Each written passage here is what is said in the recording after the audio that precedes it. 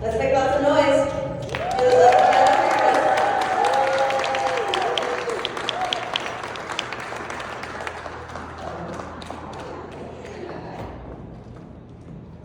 How was Kane's family? Amazing. Boring as fuck. So we have a little bit less people here than we did with Kane, but I think we can make just as much noise as we did for Kane. So can we try that again?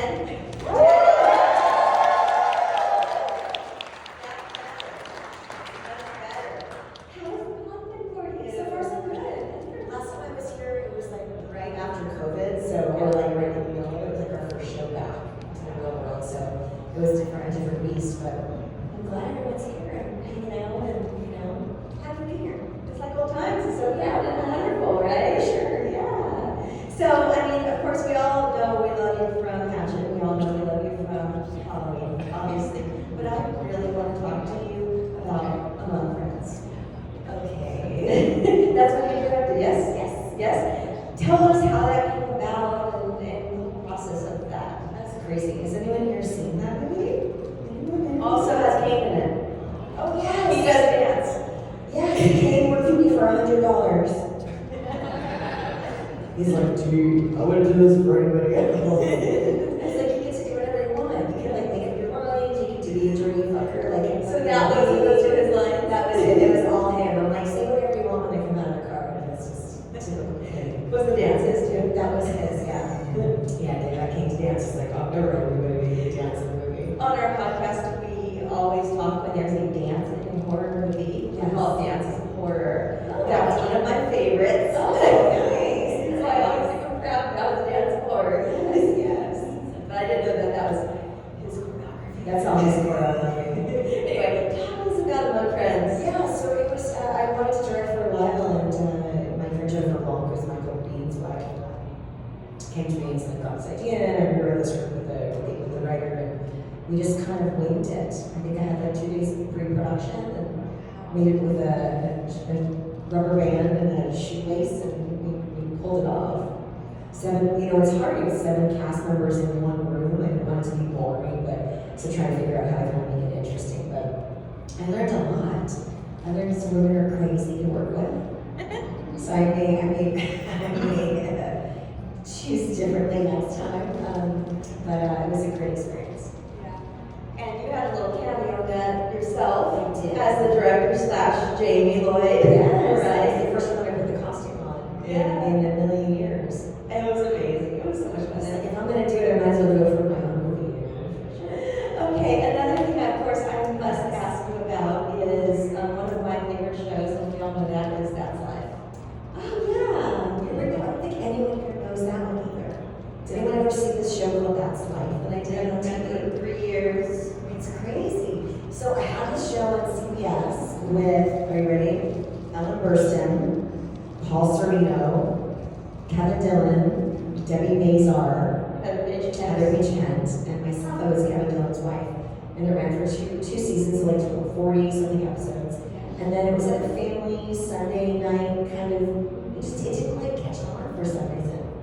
Well, it's still has quality because I posted the episodes on YouTube. Oh, yes. And the comments I get on them are amazing. They're like, I'm surprised that hasn't been taken down. But the comments are, I love this show. Where did you find this? And by the way, because it's not available, I've had to hear something from the UK. Oh, wow. So someone had recorded them from like Lifetime. Oh, geez. Or something like that. Right. And I never buy bootlegs unless there's no other option. Right. And for this, there was no other option. I bought VHS tapes that my grandma recorded from her VCR. And that's how long the show was. What year was that? That was like 99 or something? Around there, maybe 2000s. I don't remember what I was doing in my life at the time, but yeah, I was doing a lot of drinking. I think that's a while ago. Yes. Anyway, great show. But the comments I'm getting on YouTube for it over the past couple of years are amazing, and people really did love the show. And thank you for putting this up. This was so great. Ellen Burstyn went doing a TV show. Gosh, she's awesome. Paul Sorvino. I mean, tell us about working with him. I was such a fan. He's amazing. He actually got stuck in the bathroom in his trailer one day and then like couldn't get like up. It's just a silly story, but I mean I love Paul, don't get me wrong. And also I did a movie of the week with him too. With Victoria Principal, I did a movie of the week when I was a kid called Don't Touch My Daughter, where I was molested, and it was Victoria Principal, like taking us way back. Victoria Principal played her daughter and Paul was like the detective. So we met and then again on the TV show. But he was a character. I mean, he liked directed episodes and like Mira would come on set, you know, and he was really great. I guess he got stuck in the bathroom. So I don't know why that's the memory that pops into my head, but he was like in his trailer and the door got locked and he couldn't get out of the bathroom. This is like so silly. I loved it every time he sang. Oh, I know. He used to sing every day, all day on set. We're like, oh my god, Paul with the opera. Have you guys ever met Paul Sorvino? Yeah, he's really sweet. I did not have the honor. I really wish that I was going to go to a con and he was at, and then that's when he was there. I was like, yeah. He used to be at one not too long ago before I was like, Paul's gonna be here. I heard it was sick. And then he passed. Yeah, but no, I mean, what a performer, such a big fan. Yeah, But the whole show was fantastic. It's great. It was so good. Anyway, check it out, guys. Let's get you some more fans on that show. Yeah, for sure. It's my not so secret wish that I would one day get. I'm gonna record for my Patreon, you guys, because I like to do that kind of stuff. Yeah. But anyway, I'll just do a live while we're chatting. Cool. Okay, so do we have any audience questions right now? No one's gonna raise their hands. Come on, so there you go. I just want to know how different it was because you were in like Halloween 4 and 5, and then you did the Rob Zombie, which I loved you, absolutely loved you for both reasons. But how different was it like being a child actress and then? It was, so what made it different is that, and it took me a minute to kind of figure out why it felt different. He never like got me in the old movies, right? It was a lot of like running from him, but never really, the closest I came in was like in Halloween 5, probably like the coffin stuff, right? But in, obviously, in the new Halloween, they're not new anymore, they're old already by now, but in Rob Zombie's Halloweens, I had to like fight him off.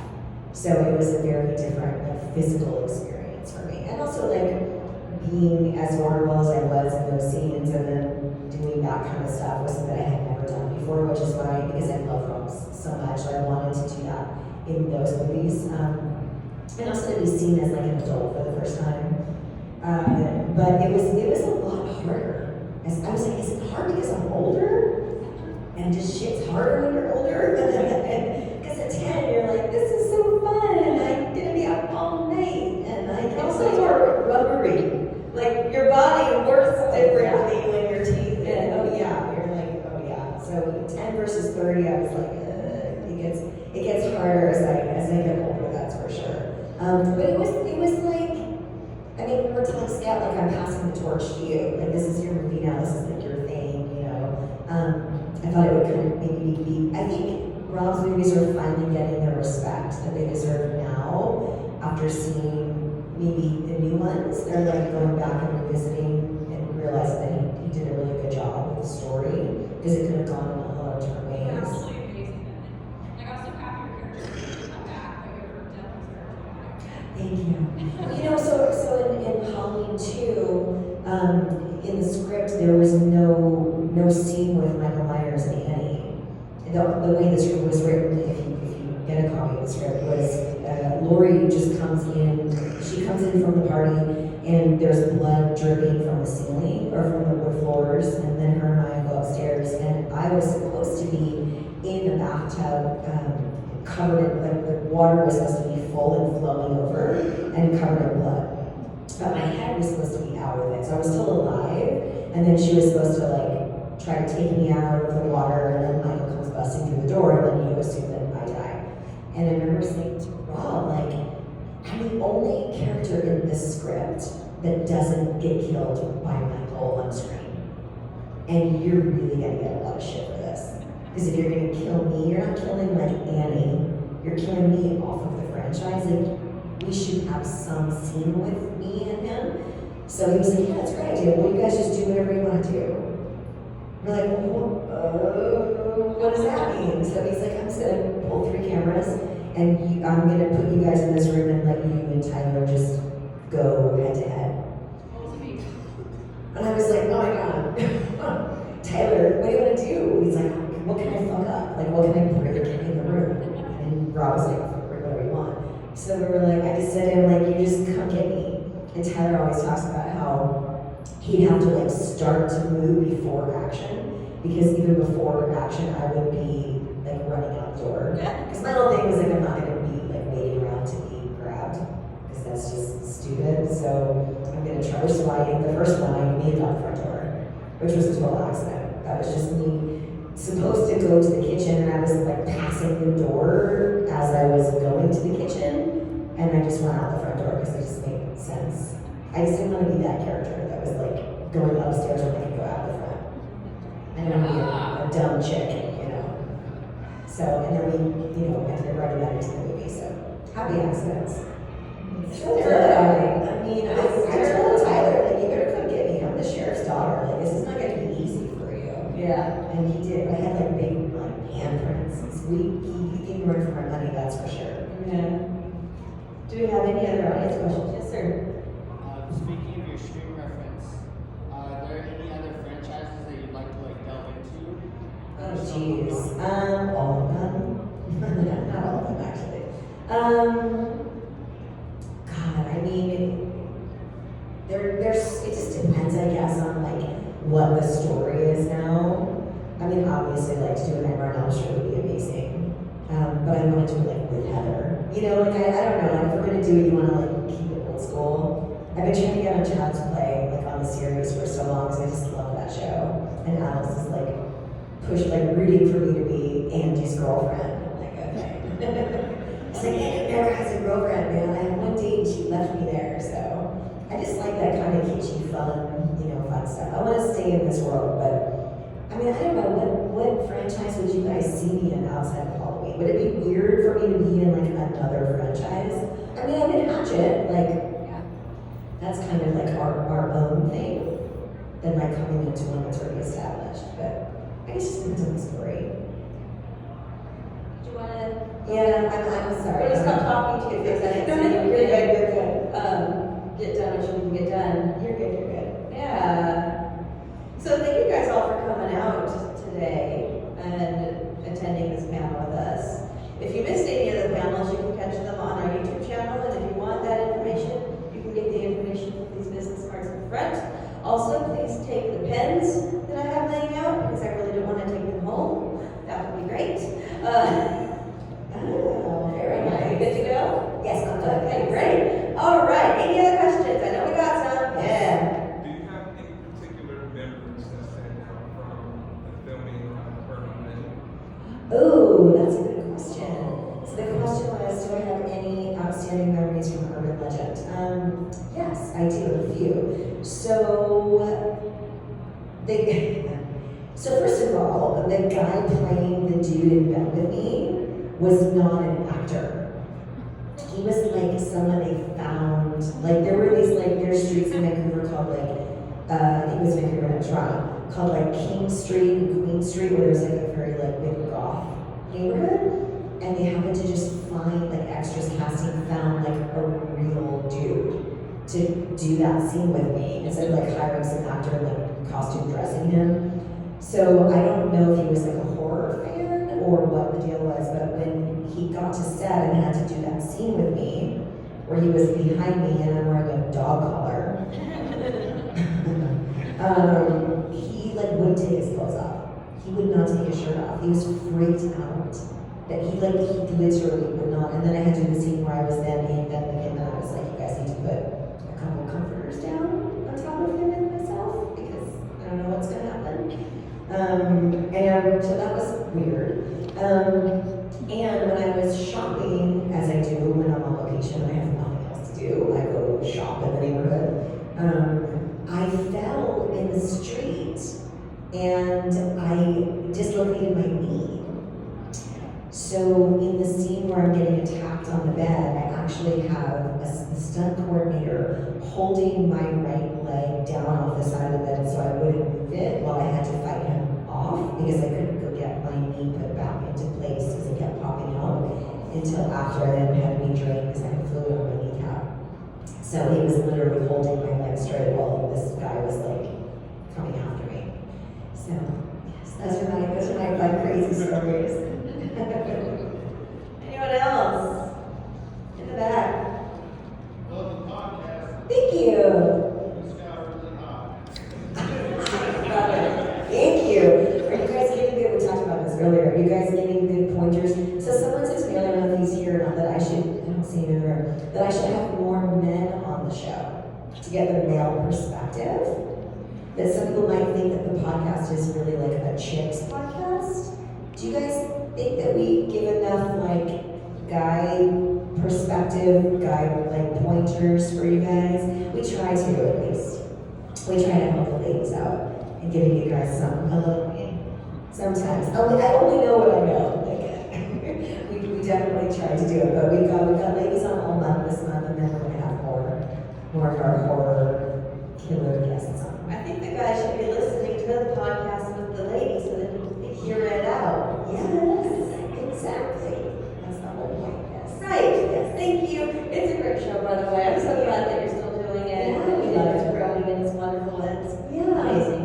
Just important for so many years we've been having like people not know what to talk about at shows. You know, because I've been doing conventions for so many years, and I wanted to talk about something other than like just Halloween. I wanted for you guys to like know who we are, because it's so much more interesting, I think, to know who we are versus like what Dawn Pleasance is like. I'm sure you guys have heard me talk about that before. So you're definitely getting an intimate look, maybe a little more intimate than we were expecting into our personal lives.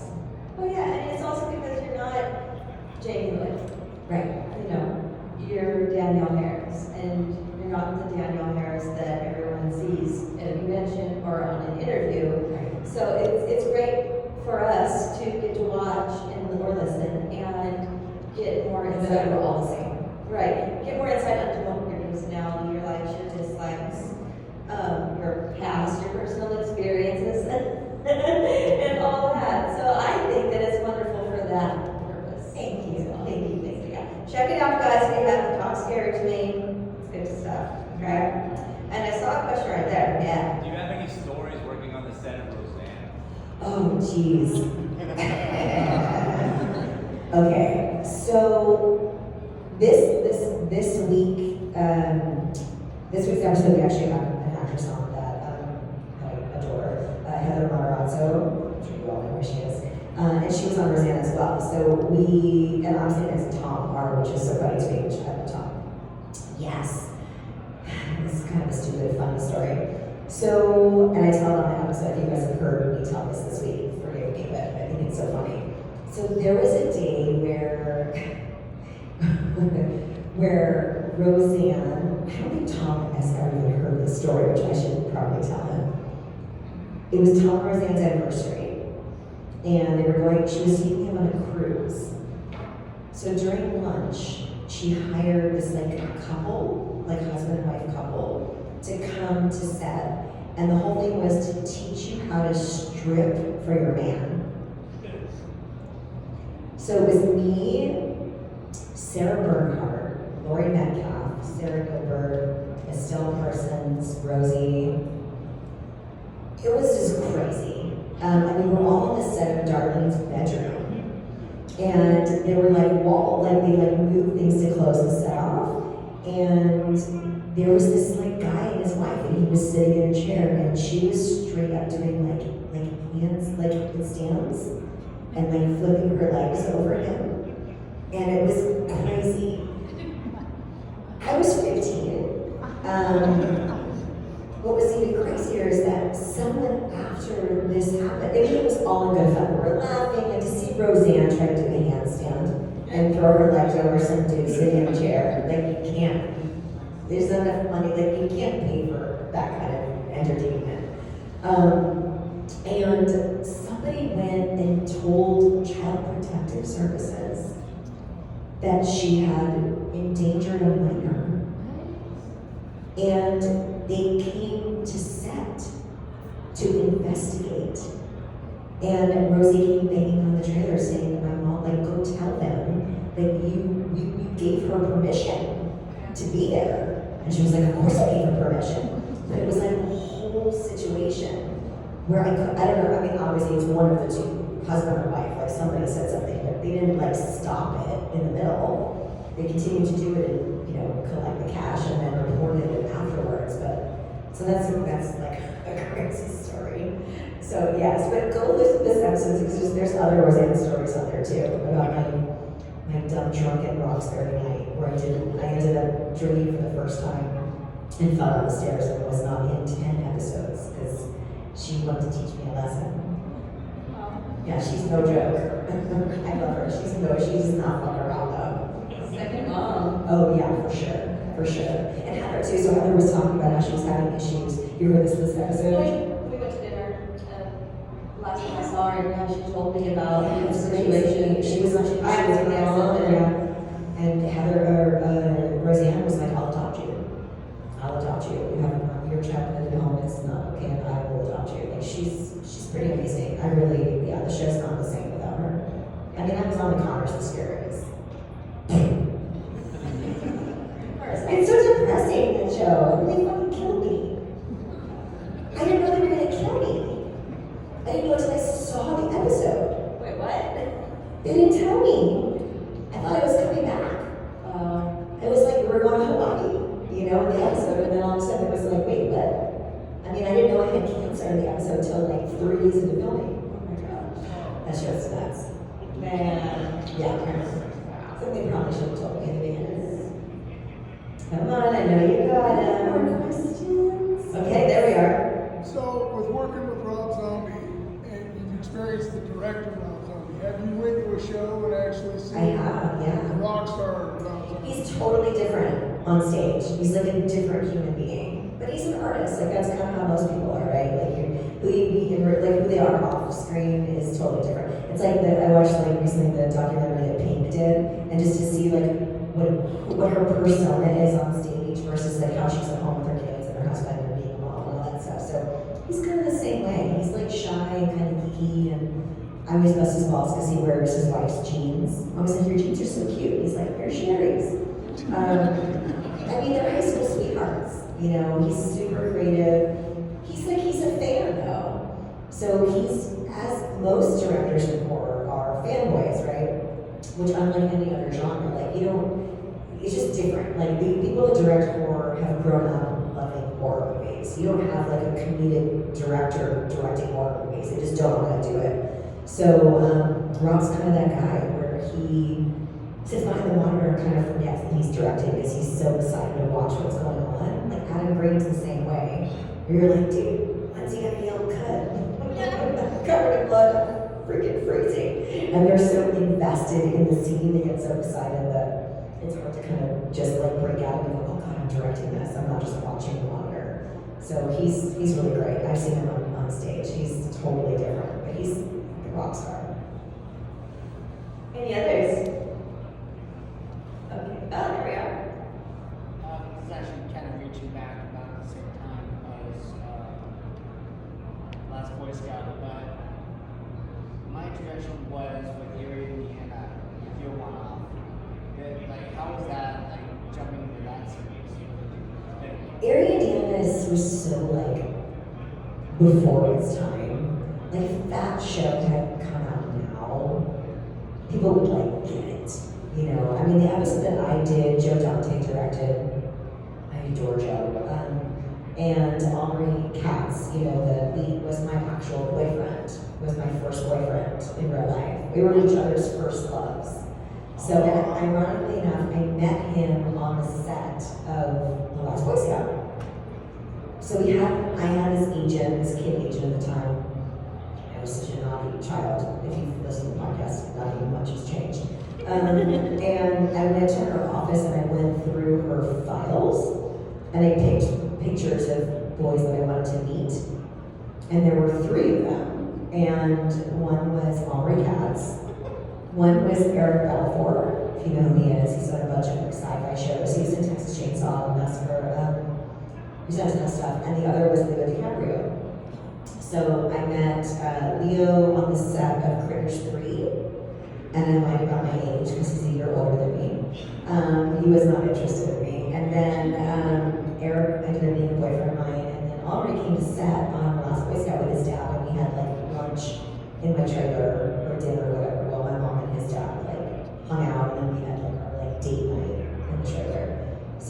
we were each other's like first boyfriend, girlfriend. And we're still good friends. Free Indiana was a special show. That was so good. I loved it. My mom loved it. And I'm always doing conventions because of me. I was like, Thank dude, you, Danielle. Dude, you understand like people love Hocus Pocus? Yes, we did that. And you're like, it's kind of like a big deal. And we like, like didn't get it, and now I see him like he's all over everything. But he had to call me. I didn't have to like pick out pictures. He's like, what do I bring? A banner? What photos? I was like, let me help you. Right. I will help you. And now he's like traveling the world, so it's good. You're in Indiana, taught me that time zones. Oh yeah. And then Indianapolis did not change the time zones. When I first learned that was so funny. I did an episode of The West Wing where that's in there, where they're like, we went back an hour, Yeah. or forward an hour. Now they do, but back then they did it, and I'm so confused as to what's going on right now. That's my prime memory of here in Indiana. They taught me about time zones. So good. Daylight savings time. Any others? I know you You guys guys. are a burning question you want to ask me? Uh-huh. Oh, there's more hands going up. That's That's okay, okay. we're gonna get you. We're Yeah. gonna get you. You then. Not to throw shade on another actress, but was Katherine Heigl as much of a tool? She was great back then. You know, like, but this is before she was famous, right? So, I mean, I loved her. We had such a good time during that show. That movie, rather, Wish Upon a Star. Her mom maybe wasn't so keen on like her and I being friends after, because she moved to LA, and I was like, maybe like I'll teach you, like I'll show you around, and like we can be friends, and so that didn't happen. I mean, maybe I was a bad influence, or she thought I'd be a bad influence on her, so I know. But she's, you know, Mormon and very strict and like kind of like square at the time, so I think she was trying to like keep it like her together, and she thought maybe I would kind of throw a wrench in the game, which I probably would have, so to be honest. And you had one. What are your memories of working on the Woman Who Loves Elvis? It's so funny. You know, so The Woman Who Loved Elvis was a movie for the week that I did with Roseanne and Tom Arnold. We shot it in Ottumwa, Iowa. Have you seen that? Oh my God. I don't think anyone else here has seen it.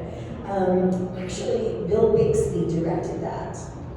Which, I mean, he's like Incredible Hulk, you know, he's amazing. Like one of my favorite human beings on the planet. So we did it in Iowa, where Tom was from, and I had a great time. I mean, I would like go see Tom and Rosie sing, because she can actually sing, believe it or not. So I was gonna like play and would ride like ATVs on our property, and that's when she asked me to be on her show. And I thought it would be like one episode, and then I didn't know it would be 17 episodes, minus the 10 that I didn't do because I was drinking. Yeah, it was really fun. Actually, Aubrey came to visit me there. I was like 16 and flew to come see me on that set. Little teeny tiny town. Lots of churches and lots of bars. That's what I remember. It smelled weird. That's what I remember. Iowa smells a little like, I don't know, it's like the soy or something. I don't know, it's some kind of whatever they grow there. The whole city smells weird. So anyway, so yeah, so we had a really good time during that movie. They don't make movie of the weeks like they used to. They do like lifetime bullshit and whatever, but nothing to show that since this was fun too. But they don't do those like ABC, NBC. Review of the weeks of the late 80s and the 90s, and probably until early 2000s, were really something special. They were really good. What's something we talk about on the podcast all the time? because Yeah. I know I've left it out as Yeah, well. great. So we just love them so much. Another show that I love, and this isn't ironic, I genuinely love it ever since I was a child, since my grandmother's show, was Diagnosis Murder. Oh yeah. Can we talk about your trifling, evil, and delicious character? Random shit. Diagnosis Murder. So, has anyone here seen that show, Diagnosis Murder? Dick Van More Dyke? specifically her episode. So I played a sociopath, shocker, right? He's killing all people. I don't know. Even like on TV, I don't know. I can't break that. And Your like, classmates in that. Yeah. Spoiler alert. So when I first auditioned for the show, I didn't realize that it was kind of a comedy. And so I remember going in and taking it very seriously and probably doing like way too much. So I didn't get the job, but they were like, we have another idea for her, but make sure she watches the show before she comes back. So I watched the show and I was like, oh, it's kind of cheeky, you know what I mean? Like it's not supposed to be like drama. Right. And I played it dramatic, so I was like, oh, now I get it. No, I thought it was stupid. So I changed it up and I went in and getting the job. So I had a good time. It was a good episode. It was fun. How was your And family? Dick's so nice. I was going to say, how was working with Dick? So nice. Except you can't be in the trailer when he was getting his hair done. Yeah. Or put on. I'm not quite sure. I think put on. I think that's why we're not allowed to be in the trailer. And I was like, oh, it's good. But you know, even, God, who else had fake hair? I think, I want to say Bruce actually, Willis might have had like hair, like a little, in the, like little patches of like, to fill it in or whatever, before they had like the powders and stuff like that. So I feel like I might have been Bruce. It was either Bruce or Sly. So I think it was Bruce that had like some Well, extra hair. a lot of people back then had their suitcase of toupees. Yeah, for sure. Big John Saxon was one. Yeah. Okay. Anyone else think of anything while I talked about Dick Van Dyke? Yes. So I know you have update on Stream. Yes. Wait, which one? Stream. Yes. So, God, so Stream, is there Stream or the Stream that you kind of changing up? Is the same guys that did Terrifier 2. Phyllis Rose is the producer, and also one of the stars. She brought me into it. It's like got everybody in it. It's me, Dee Wallace, Tony Todd, Felissa Rose. Oh my God, I can just go down the list. There's literally like I think it's like a Rob Zombie ensemble of like everyone you can imagine. I play a mom to a teenager, which was very exciting for me. And it's about, God, how much can I tell you without giving it away? Shit. I don't know what I'm Is there a trailer out? No, there's nothing out. They're still filming stuff. Like they're still editing and like kind of moving and changing stuff. But basically, it's a game where what's happening inside of a resort that we are locked in is streamed on the internet, and you can win prizes and money for the best kills, which are real. So they're streaming actual murders of us that get locked down in this resort, essentially.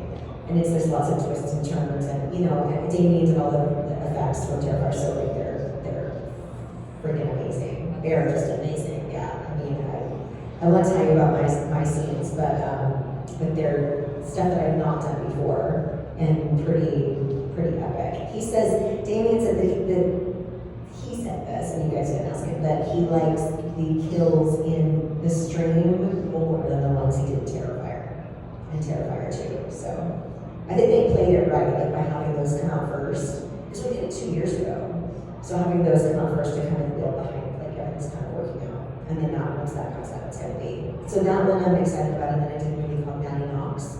And we talked about this year, that is myself, the director of Halloween 4, wrote it and self-financed it actually, and directed it, and it's myself, Bill Mosley, and Robert England. It's really good. It's very like, it's so Halloween, it's so like stylistically like us from that era, and it's gonna be cool. You know, speaking of Felissa Rose, another one of my favorite Danielle Harris roles is Camp Dread.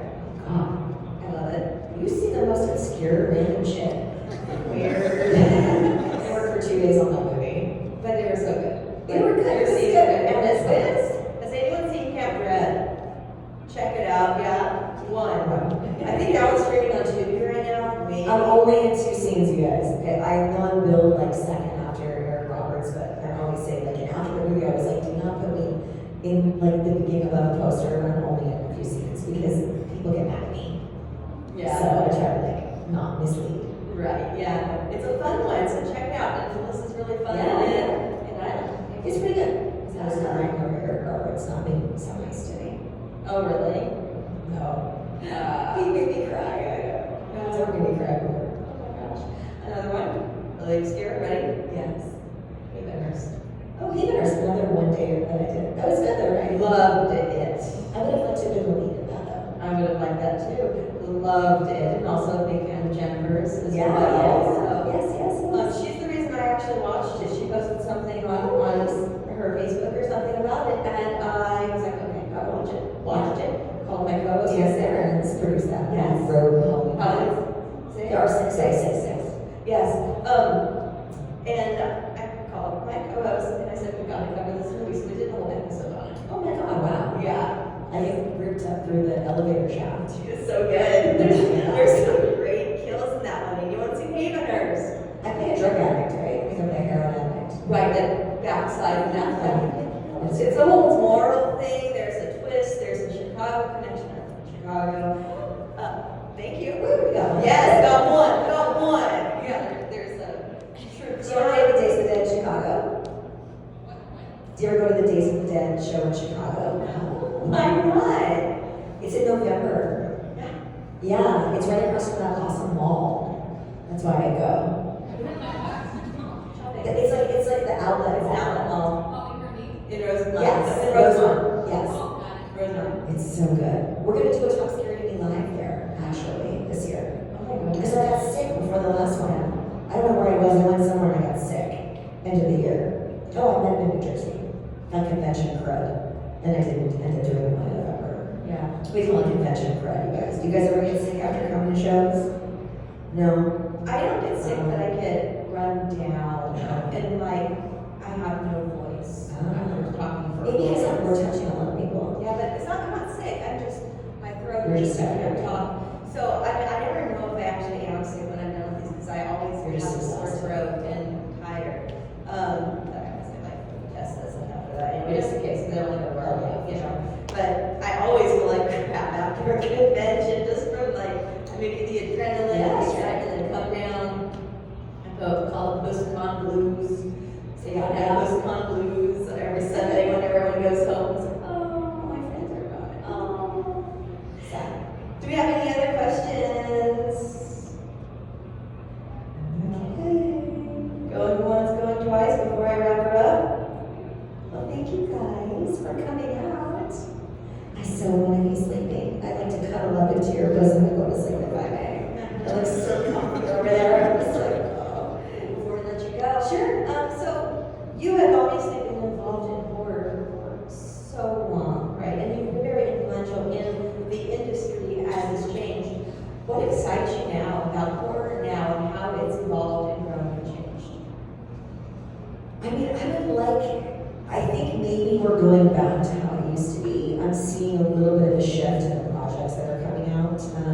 I'm all about practical effects and real stories, which is why I still love Dateline and like I still love all that stuff. So I'm hoping that we can get rid of some of the CGI stuff and just kind of, which I think is starting to make that move backwards. It does not age well. It doesn't look Even if horrible. it's something, if it's new CGI from a few years ago, It still looks bad. I just need to keep it real. I mean, I think that the opportunity for women has always been there. I mean, it's shifting a little bit, but I think like that's why most of us have wanted to be in horror over the last 20 years because it's an opportunity for us to like be the stars of movies and like really flex our actress muscles. I think there's good things to come. We're finally making some headway in like the awards sort of like being taken seriously for the first time. These movies are hard. You know, they're really hard to make. And I don't think they've gotten enough recognition for how hard they are, for what the love is. I think it's just starting to kind of get there. So I'm hoping that in the time that I'm making them, that I'll be able to see that happen for some of the ones that I'm in. That would be nice anyway. Any more aspirations for directing anymore? So Joe Dante found a script for me that he optioned as producer for me to direct. So it's just a matter of finding money. You know, with COVID and like just everything stock market and all that shit, it's been pretty hard to find money to make movies. As far as like Scout and I are working on some stuff together, because we just need to do a movie together. So we're not doing like our own things, which we're gonna probably, which I hate to crowdfund, but I think that because we just need a little bit, we can kind of make things happen versus like waiting to be hired on something. So she's got a bunch of ideas as well as I do, and then Phyllis and I always talk about ideas. So even just earlier today, I was like going over to her with my phone, like, I have this idea, and she's like, oh, she's thinking the same thing. We need to make it.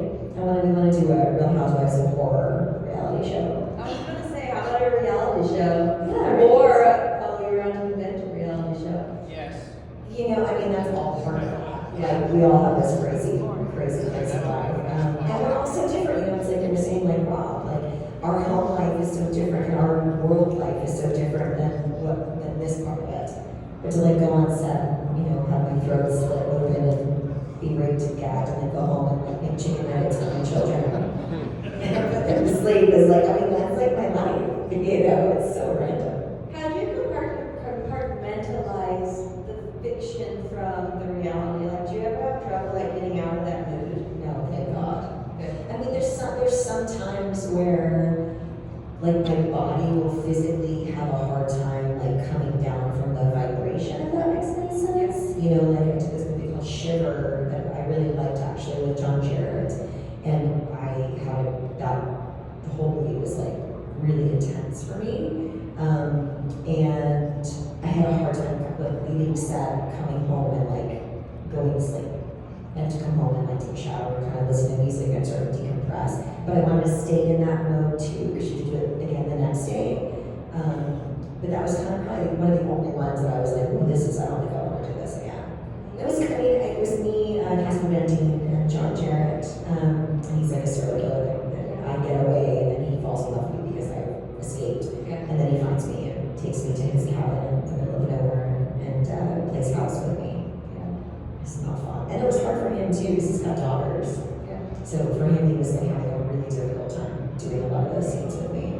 But as an actress, I was like, ooh, this is gonna be so good. I want to do this role. And then afterwards, I was like, I'm good. I'm good. Yeah. But it was a great experience. Yeah. And last but not least, let's give a serious note into Danielle Harris. Can you share with us what is your philosophy? It's so funny. I wrote this on my Erie, Indiana poster, and it kind of makes sense. We always talk about our show, like one life, man, one life to live. Aside from just being nice to people, which I moved to Texas over the summer, and I realized like people are nice in the world. And coming from LA, I didn't realize that still existed, because our LA is so fucking rude, or like not connected, you know. So, but I don't have that really here. Like horror community, and everyone's like pretty normal. I mean, people might say that's not the case, they don't know us, but we're like the normal ones. Yes. So, I mean, I don't know, life is short, guys, just enjoy it, be nice to each other. It goes by fast. Awesome. But we know we're dying, you know what I mean? Like, we're getting older. Every day. And I'm like, dude, I know. I'm like, Jesus Christ, I'm halfway to dead, so I'm trying to enjoy my life. Not take everything so seriously. That's a good one. That's a good one. And if I could just quote you in See No Evil. Okay. You're a Kid Jaggers girl. I'm a Kid Jaggers kind of guy. I was gonna say, Erie, Indiana, I have that line right over where he says, live fast, die young, leave a living corpse. So that's a good one too. Yeah, that's a great one. All right, guys, give it up for Danielle.